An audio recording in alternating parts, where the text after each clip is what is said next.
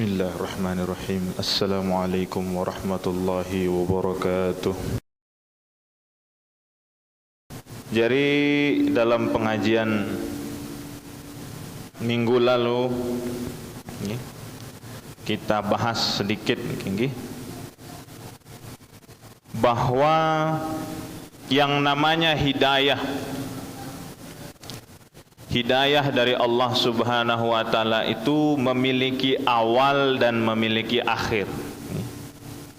Hidayah atau petunjuk dari Allah Subhanahu wa taala laha bidayah wan nihayah, memiliki awal dan akhir.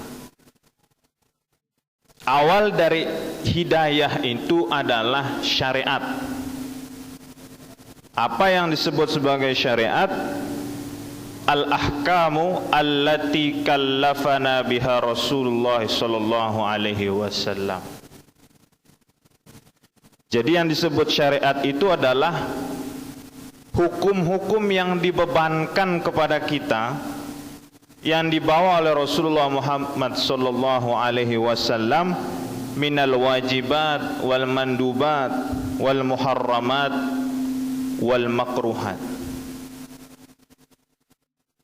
Jadi awal dari hidayah itu adalah syariat. Setelah syariat ada tariqah. Tariqat itu apa? Mengamalkan hukum-hukum syariat. Tariqat itu al-amal bil ahkam asy-syar'iyyah. Setelah itu kita baru bisa sampai kepada akhir dari hidayah yang disebut sebagai hakikat. Ya. Hakikat itu ma'rifatul asya' qabla ta'lim, ya, mengetahui sesuatu sebelum kita mempelajarinya. Itu hakikat. Atau disebut atau dikenal di dalam kalangan kita sebagai ilmu hikmah atau ilmu laduni. Nah, untuk sampai kepada ilmu laduni, ilmu hikmah yang merupakan akhir dari hidayah itu ada tahapan-tahapan. Ada bidayahnya, ada bidayatul hidayah, ada awal dari hidayah dan ada akhir dari hidayah.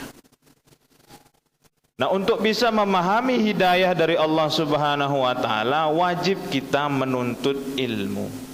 Karena hidayah itu merupakan samratum min samaratil ilm. Hidayah itu merupakan buah dari buah-buahnya ilmu. Dan di dalam menuntut ilmu tidak boleh kita salah di dalam berniat. Maka sebelum kita menuntut ilmu, yang kita lakukan adalah tashihun niat. Memperbaiki niat kita di dalam menuntut ilmu. Bahwa menuntut ilmu, khususnya ilmu agama, niatnya adalah talabul hidayah, untuk mendapatkan hidayah dari Allah Subhanahu. Setelah tashihun niat, yang kita lakukan adalah mengamalkan ilmu yang kita punya. Karena dalam satu pepatah dikatakan, al-ilmu bila amalin kasyajari bila samari. Bahwa ilmu yang tidak diamalkan itu seumpama pohon yang tidak berbuah, tidak ada manfaat. Maka kita sampai kepada pembahasan selanjutnya dari kitab Bidayatul Hidayah. Setelah kita mengetahui apa saja yang menjadi awal dari hidayah, maka apa selanjutnya yang harus kita lakukan. Qala al-musannifu wasyarihu rahimahumullahu ta'ala wa naf'ana bi ulumihima amin amin ya rabbal alamin. Kita lanjut di halaman kelima dari kitab Bidayatul Hidayah. Wa ha ana musyirun 'alaika ayyuhal muridun lil khair. Oleh sebab itu, kata Imam Ghazali, ana musyirun 'alaika, aku ingin menunjukkan kepadamu wahai orang-orang yang ingin mendapatkan kebaikan. Bibidayatil hidayati litujarriba biha nafsak, tentang awal dari hidayah agar kalian bisa membiasakan diri dengannya, agar jiwamu bisa membiasakan diri dengannya. Wa tamtahina biha qalbak, dan kau bisa melatih hatimu untuk bisa melaksanakan awal dari hidayah. Ya. Di dalam syarahnya Syekh Nawawi Al-Bantani menjelaskan, wa makna tujarribu wa tamtahinu wahidun. Makna dari kata tujarrib dan tamtahin itu satu. Apa artinya? Takhtabiru marratan ba'da ukhra. Makanya kalau ujian itu di dalam bahasa Arab bisa disebut imtihan, bisa disebut sebagai tajribat. Ya, tajribat dan imtihan itu sama-sama latihan dan ujian. Fa in sadafta qalbaka ilaiha ma'ilan wa nafsaka biha mutawi'atan wa laha qabilah fadunaka at-tatallu ila nihayati wa taghalgul fi biharil ulum. Kalau engkau mendapati hatimu, mendapati jiwamu cenderung kepada keinginan untuk berubah, kepada keinginan untuk memperbaiki niat, kepada keinginan untuk mengamalkan ilmu yang kita punya, fadunaka tatallu ila nihayah wa taghalgul fi biharil ulum. Kalau ada kecenderungan dalam hati kita untuk segera memperbaiki niat, untuk segera mengamalkan ilmu yang kita punya, maka segerakan. Maka dengan itu kita akan bisa sampai kepada akhir dari hidayah, masuk kepada lautan ilmu pengetahuan. Ai ulumil asraril ladunniyah allati kal bihari fi umuqiha. Atau ulumil asrar, pengetahuan-pengetahuan yang dirahasiakan dari manusia. Al-ladunniyah allati kal biharil ulum fi umuqiha. Tetapi apabila wa in sadafta qalbaka inda muwajahatika iyyaha biha musawwifan, tetapi apabila hatimu, apabila jiwamu ada rasa menunda-nunda, ada rasa untuk mengakhir-akhirkan di dalam memperbaiki niat, di dalam mengamalkan ilmu yang kita punya, bi ayyakulul qalbu marratan ba'da ukhra saufa af'al, dan dikatakan dalam hatinya, nanti akan saya kerjakan, nanti saya akan perbaiki niat, nanti saya akan amalkan ilmu yang saya miliki. Wabil amali bimuqtadaha ay bimatlubiha mumatilan ay muakhiran biwa'din. Atau kita berjanji untuk melakukan tapi kita akhir-akhirkan untuk memperbarui niat, kita akhir-akhirkan untuk mengamalkan ilmu yang kita punya. Fa'lam anna nafsakal ma'ilah ila talabil ilmi hiya nafsul ammaratu bis-su'i. Maka ketahuilah bahwa nafsu yang cenderung kau gunakan di dalam menuntut ilmu itu adalah nafsu ammarah yang jelek. Jadi menuntut ilmu itu bagus. Menuntut ilmu itu adalah perbuatan baik. Tetapi menuntut ilmu tidak bisa tanpa mengamalkan ilmu yang kita miliki. Kalau masih ada rasa di dalam hati kita untuk menunda-nunda mengamalkan ilmu yang kita punya, maka ketahuilah itu didorong oleh nafsu ammaratu bisu. Contohnya seperti ini, kita tahu, kita maklum berbohong itu perbuatan dosa. Kita tahu ilmunya bahwa berbohong itu perbuatan dosa. Tetapi pengetahuan kita tentang dosa dari berdusta itu tidak membuat kita meninggalkan perbuatan itu. Artinya apa? Ilmu yang kita miliki tidak kita amalkan. Kita tahu mengadu domba itu perbuatan dosa. Namimah, ghibah, adu domba itu perbuatan dosa. Tapi tetap kita lakukan, itu berarti kita tidak mengamalkan ilmu yang kita punya.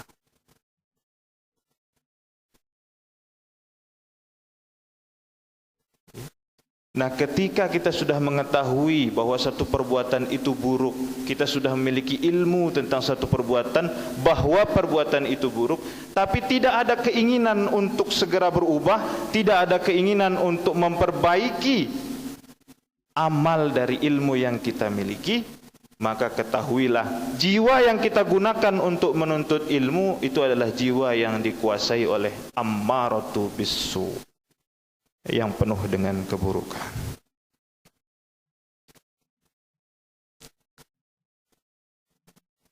Aiqamatin nafsu li talabil ilmi muti'atan lisyaitanil la'in. Ya. Jadi jiwa kita sudah dikuasai oleh setan yang terlaknat. Muti'atan lisyaitanil la'in. Ya. Liyudliyaka ay liyusilaka bihabli gururih fayastadrijaka bimakidatihi ila gamratil halak wa qasduhu ay yurawwija alaika asyarra fi ma'ridil khair. Ya. Jadi yang namanya setan itu di dalam menggoda manusia tidak selalu menampilkan perbuatan-perbuatan yang buruk. Tetapi terkadang setan itu membungkus keburukan itu di dalam bentuk-bentuk yang baik.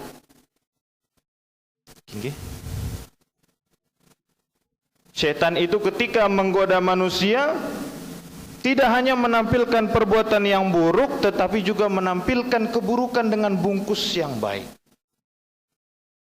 Ayyurawwija 'alaika syarra fi ma'ridil khair. Menampilkan keburukan itu dengan tampilan kebaikan. Ayo tuntut ilmu. Ilmu itu wajib. Ilmu itu bisa membuat kita menjadi orang-orang yang disayangi oleh Allah. Ayo menuntut ilmu. Ilmu membuat kita menjadi pintar. Ketika kita pintar, kita bisa membedakan mana yang baik, mana yang buruk. Ayo menuntut ilmu. Menjadi orang yang berilmu itu lebih baik kedudukannya daripada orang yang tidak berilmu. Itu yang disampaikan oleh setan kepada kita. Kebaikan-kebaikan yang di dalamnya tersembunyi keburukan. Apa keburukannya? Dengan ilmu yang kita miliki, dengan niat yang salah dari menuntut ilmu, kita menjadi sombong.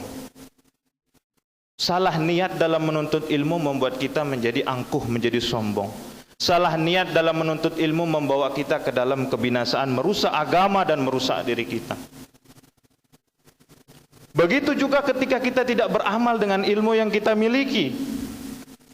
Ilmu kita menjadi ilmu yang sia-sia, ilmu kita menjadi ilmu yang tidak bermanfaat. Karena jiwa kita telah dikuasai oleh setan. Ya. Jadi setan itu menampilkan keburukan dengan bungkus kebaikan. Hatta yulhiqaka bil akhsarina a'mala. Sampai-sampai kita semua itu masuk ke dalam golongan orang-orang akhsarina a'mala, orang-orang yang merugi dengan amalnya. Ya. Siapa saja orang yang rugi dalam amalannya? Ay alladzina atsba'u anfusahum fi amalin, orang-orang yang lelah atau melelahkan dirinya fi amalin, di dalam beramal, yarjuna bihi fadlan fanalu halakan. Dengan amalnya, dengan amal kita berharap kebaikan dari Allah, berharap pahala dari Allah, fanalu halakan, yang kita dapat justru kebinasaan. Kenapa? Karena salah dalam berniat, karena amal kita tidak berdasarkan ilmu yang kita miliki. Siapa lagi orang yang merugi itu? Alladzina dhalla sa'yuhum fil hayatid dunya. Orang-orang yang rugi, orang-orang yang celaka dengan amalnya selama hidup di dunia. Wahum yahsabuna annahum yuhsinuna sunnah. Orang-orang ini merasa dirinya telah melakukan perbuatan baik, karena menuntut ilmu itu kan perbuatan baik. Dia merasa dia menuntut ilmu berarti dia orang baik. Dia merasa dia belajar berarti dia orang baik. Padahal yahsabuna annahum yuhsinuna sunnah.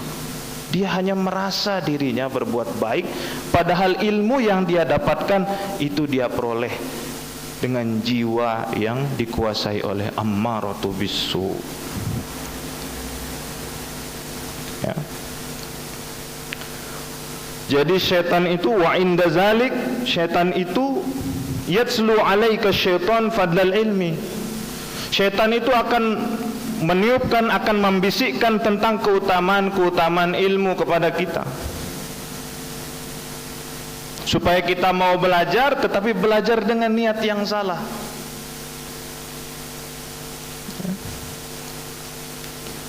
Wa darajatil ulama, dan kedudukan orang-orang yang berilmu, supaya kita mau memperoleh kedudukan yang mulia, kita mau memperoleh kedudukan yang tinggi, maka syaitan membisikkan kepada kita untuk belajar.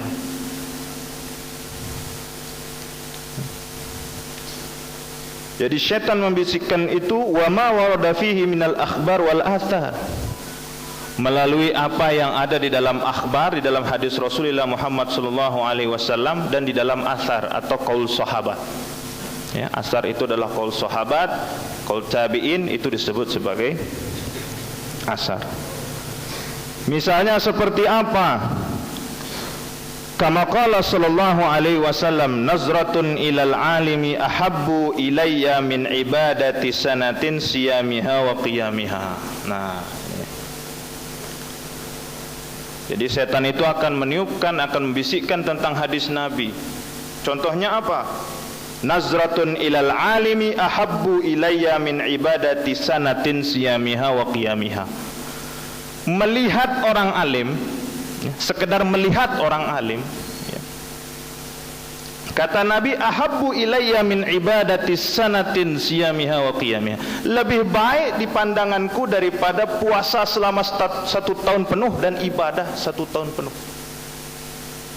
Nazratun ilal alim, melihat orang alim lebih baik daripada berpuasa, daripada sholat selama 1 tahun. Itu yang dibisikkan oleh setan kepada kuping kita, sehingga niat kita untuk menuntut ilmu tidak lagi talabul hidayah, tetapi untuk memperoleh kedudukan yang mulia di sisi manusia.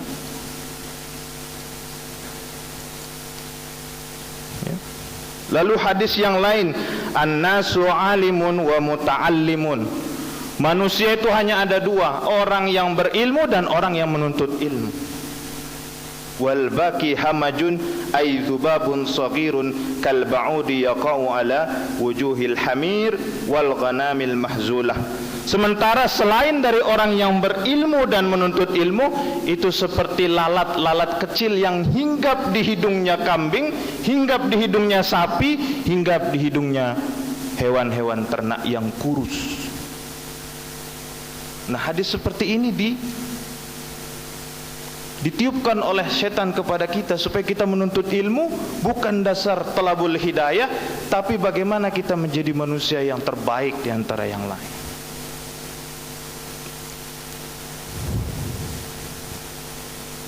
Kemudian dalam hadis lain, fadlul alimi 'alal 'abid sab'una darajatan ma baina kulli darajataini kama bainas samai wal ard.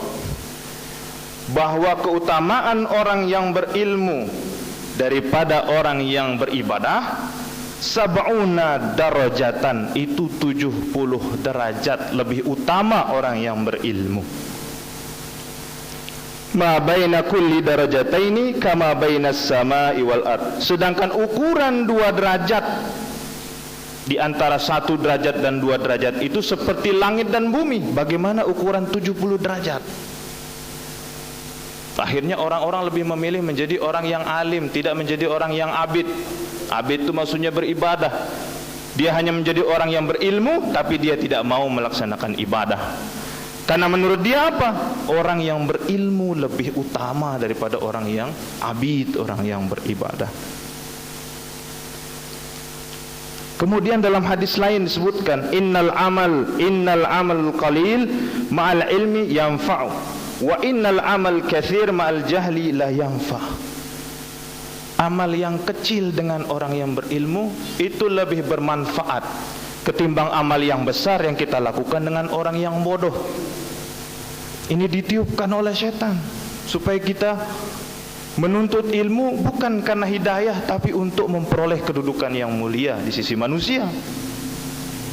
Apakah hadis ini benar? Hadis ini benar. Tetapi hadis ini digunakan oleh setan, ditiupkan kepada manusia supaya dia salah niatnya di dalam menuntut ilmu. Wa qala Umar radhiyallahu an, mautu alfi abidin qa'imin bil laili sha'imin bin nahar ahwanu min mauti alimin wahidin ya'lamu ma ahallallahu wa ma harramahu. Jadi kematian orang yang berilmu, satu orang yang berilmu itu lebih menyedihkan ketimbang matinya 1000 orang yang rajin ibadah. Karena orang yang alim satu orang, tapi dia paham apa yang halal, apa yang haram, apa yang makruh, apa yang mahdur. Hadis ini, asar ini benar, tetapi digunakan oleh setan supaya orang-orang salah niat di dalam menuntut ilmu. Dan keutamaan-keutamaan lain disebutkan al-ulama sirajul azminah, ya. Fakullu alimin misbahu zamani, setiap orang alim itu adalah pelita zamannya. Yastadi'u bihi ahli zamani, yang dengannya, dengan kehadiran orang yang berilmu, orang-orang lain itu memperoleh cahaya, memperoleh terang, karena dia merupakan pelita pada zamannya. Hadis dan asar ini sekali lagi benar. Keutamaan orang yang menuntut ilmu dibandingkan dengan orang yang tidak menuntut ilmu. Tetapi setan meniupkan kepada manusia supaya salah niat di dalam menuntut ilmu. Tidak lagi karena talabul hidayah, tetapi demi memperoleh kedudukan yang mulia di sisi manusia. Maka Imam Ghazali mengingatkan, wa yulhika ayyaj'aluka syaitanu ghafilan. Jadi syaitan itu telah menipu manusia, menyesatkan manusia, membuat manusia lupa kepada hadis yang lain. Jadi dengan hadis-hadis yang tadi, syaitan itu membuat manusia lupa kepada hadis-hadis Rasulullah Muhammad SAW yang lain. Contohnya, man izdada ilman wa lam yazdad hudan lam yazdad minallahi illa bu'dan. Barang siapa yang bertambah ilmunya tapi tidak bertambah petunjuk di dalam dirinya, tidak bertambah ketakwaan di dalam dirinya, lam yazdad minallahi illa bu'dan.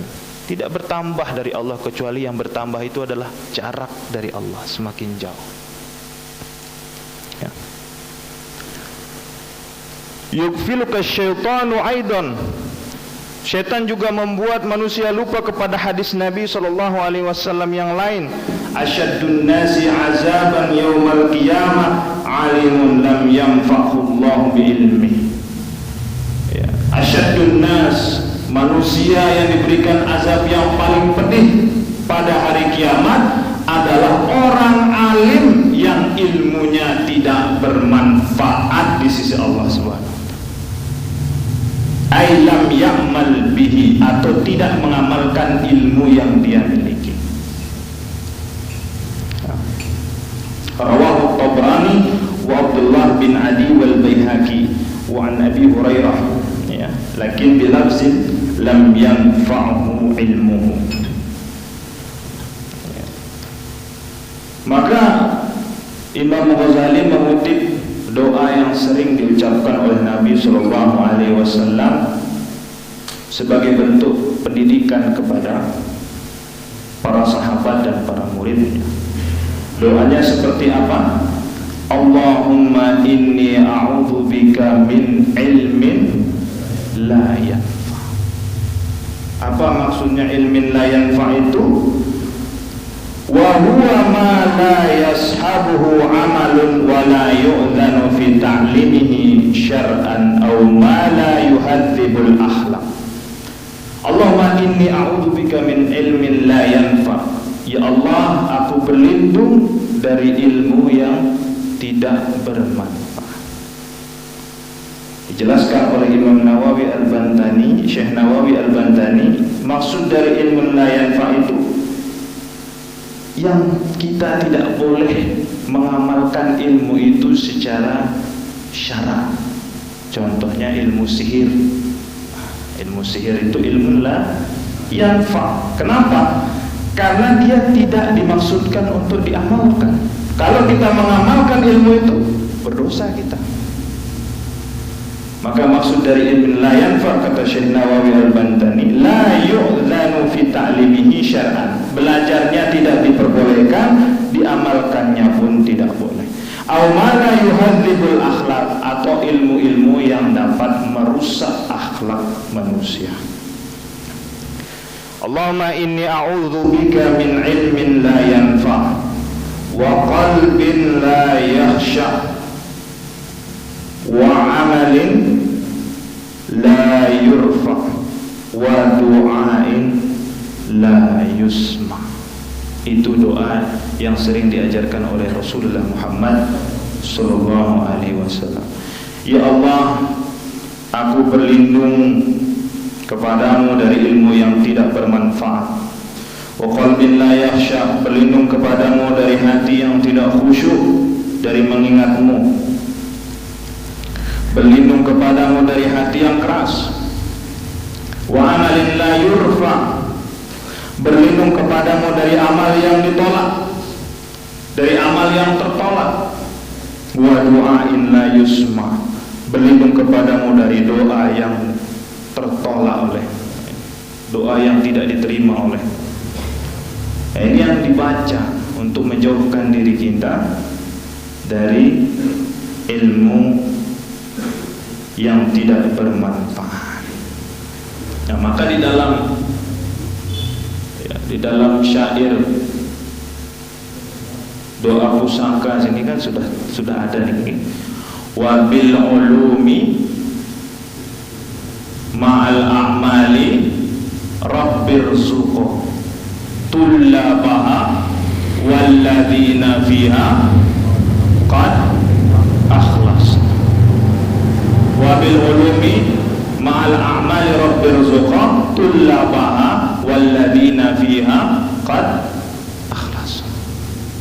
Wa bil ulum, dengan pengetahuan, ma'al a'mali, dengan amal dari perbuatan, rabbirzuqa, ya Allah karuniakan rezeki kepada siapa? Tullabaha walladzina fiha qad akhlasa, kepada orang-orang yang menuntut ilmu, orang-orang yang belajar, walladzina fiha qad akhlasa, dan orang-orang yang ikhlas di dalam menuntut ilmu.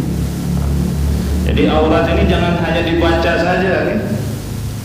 Dipahami pesan-pesannya. Bitta'limi wa insya'illah rabbana wa ajzilan ajraman qad ahsanal amala.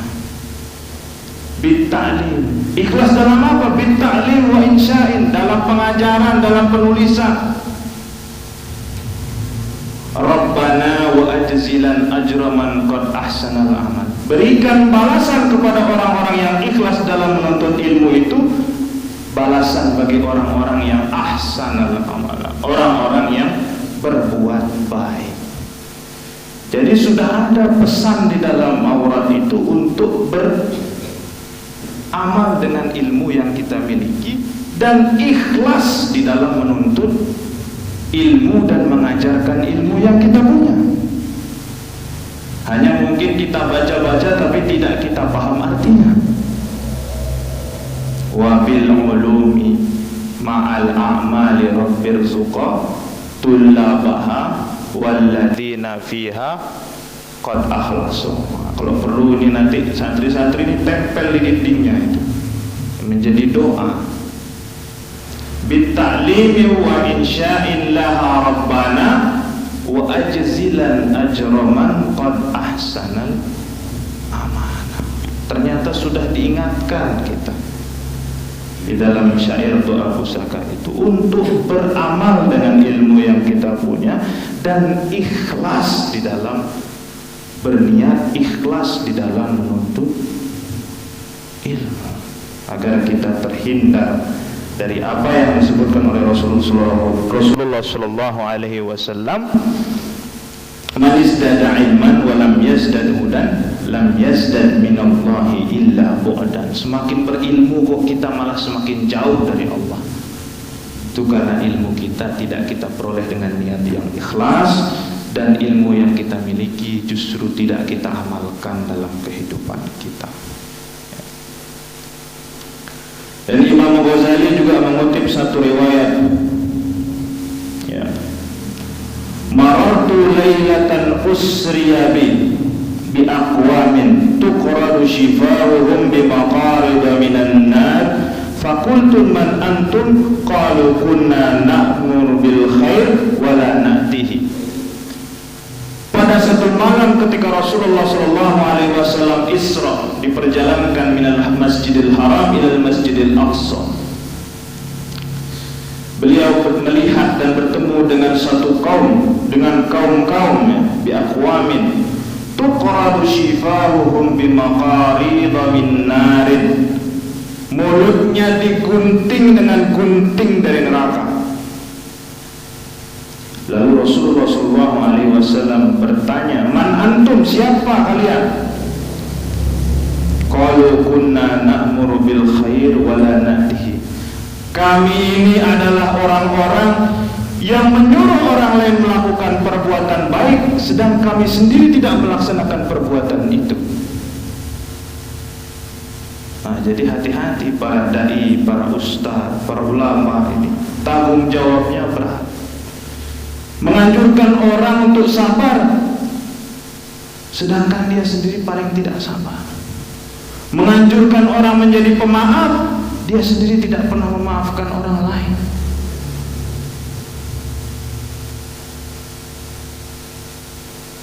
Ya. Hati-hati kita para guru, para ustaz, ketika kita menyampaikan sesuatu kepada anak murid kita, menyampaikan sesuatu kepada siswa kita, harus kita yang paling pertama melakukan perbuatan itu. Kunna na'muru bil khair wa la na'tihi wa nanha 'anil syarri wa na'tihi. Kami melarang perbuatan buruk, kami yang paling pertama melakukan itu.